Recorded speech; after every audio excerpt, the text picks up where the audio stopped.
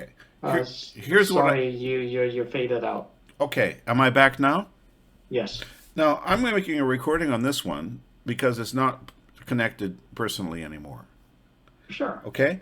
What I'd Yeah, like to yeah. say in general here is Yes. that there's two Yes. problems we have. Problem number one, any seer or card reader or Right. oracle or Right. someone who tells us what's going to happen next week, next month, or That's right. that is explaining the world situation in That's a right. kind of profound way, which is not based on what's readily available to our research on in the news. That's right. These people have an extreme emotional pull, Hmm. and you know why? Right. Because we're always afraid. We're Right. always afraid of the future. Hmm. And when we Hmm. hear somebody telling us what the future will be, Hmm. we feel relieved.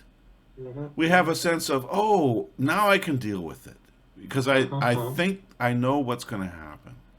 Right. Instead of having a blind fear, now I can at Sure. least have a focused fear.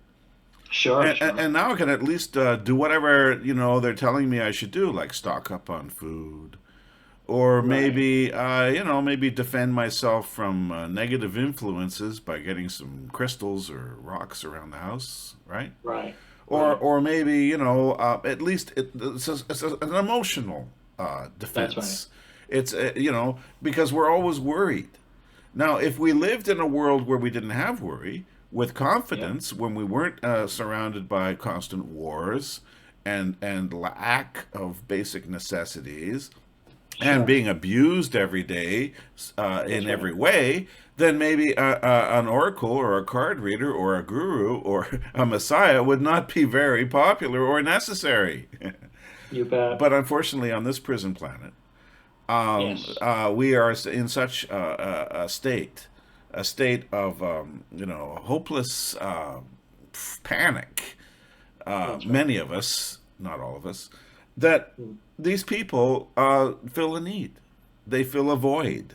They fill the void. They fill a special niche. That's correct. And the first Right. problem is how do we act? How do we judge their verisimilitude, their accuracy, their reality? And is it because they are personally talking to us? I mean, are we in the same room with them so they can see us? And are they talking about our connection with our past lives or our forefathers or our relatives who may no longer be incarnate? Right. And I mean, there might be people who can do that. And I believe that the other side can, send messages or helps to us in a spirit guiding capacity. Hmm. And they may be able to use as a conduit Hmm. someone who is of maybe a higher frequency than ourselves, Right. who is willing to devote themselves to help others, Right. and is magnanimous and Hmm. spiritual and Hmm. beneficial and doing their Hmm. best to bring humanity into salvation and freedom. Sure. And Sure. such a person should be our friend and our guides and Hmm. our educators.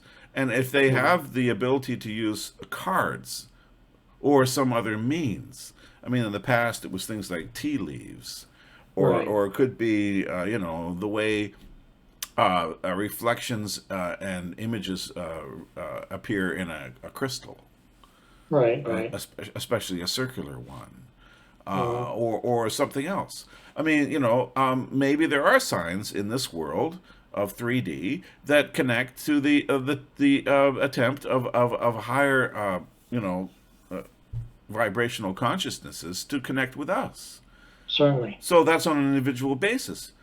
Hmm. And when then we can know the truth, right? Like your grandmother is Right. sending a message about what's in that box hidden under the stairs. Oh, what? Right. I didn't know there was a box hidden under the stairs. And then you go and find that box. Oh my goodness, Granny. I didn't, you're sending a message from the other side, and here I found the box, and in there's a key, and the key is to the bank deposit box with the, the oh my goodness, it's the bond certificates from General Electric in 1921, and now I'm a millionaire. Right.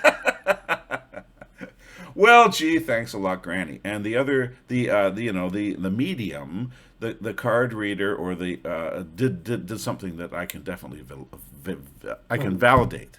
It's true. I got the evidence for that one. Okay. Mm-hmm. Now, what Mm-hmm. about the people who just generally say, "Oh, we're going to have a war next week. There's going to be a huge storm coming tomorrow. Mm-hmm. There's going to be a presidential change. There's going to be, they're not talking about you. They're talking about the entire world.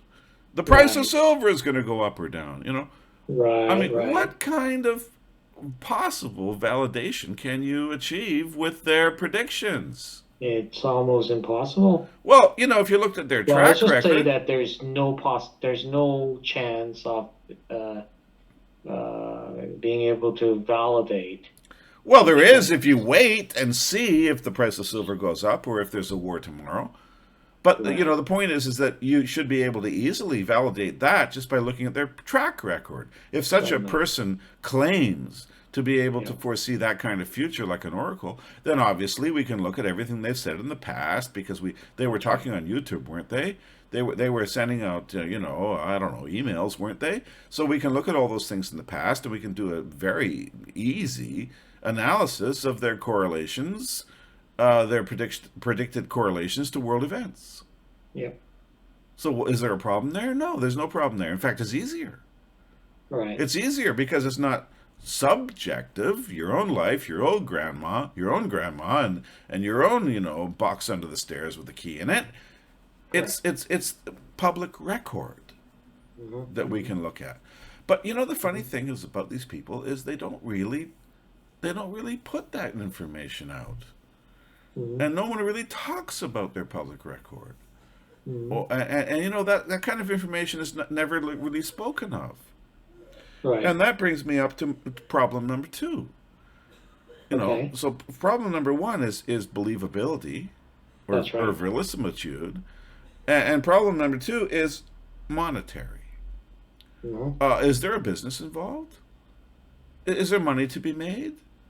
Are they Seemingly so, Yeah, yes. are they doing something that requires you to pay them money for some kind of insider information or to join their club or to have a reading or something like that?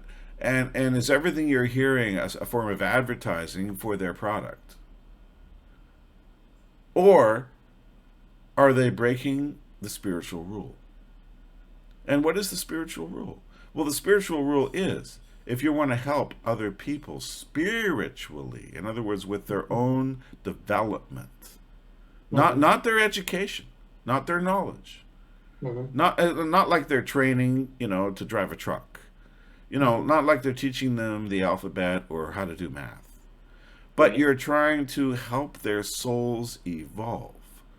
Mm-hmm. Now, historically, that's considered the kind of work that you do not require monetary compensation for. Right. Isn't that correct? Correct. How much money did Jesus make from his followers? Did he charge them $10 an hour? No. How much money did Buddha make? Did he require a ticket to admission to his teachings? No. Why is that?